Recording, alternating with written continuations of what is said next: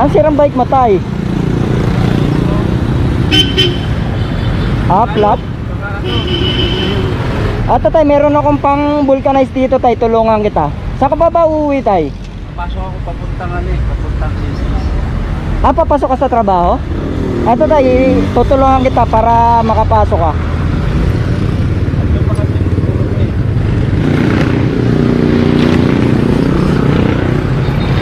Wala akong papayad. Kaya mabayad.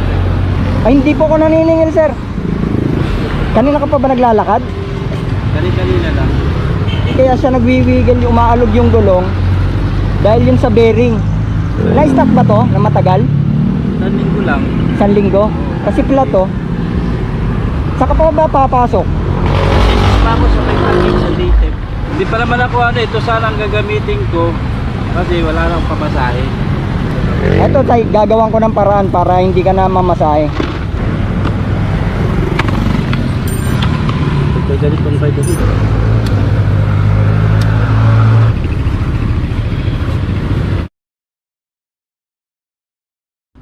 Tay, nakikita mo yung overpass na yon?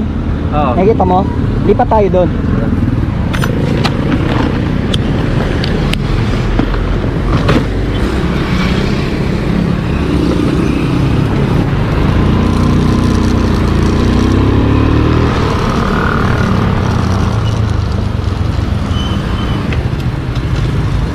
Dito ka tayo sa likod.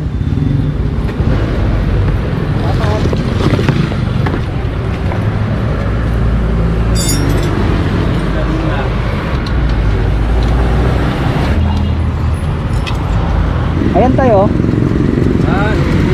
Kaya siya umaalog. Wala na yung mga ball bearing niya, yung mga bulitas.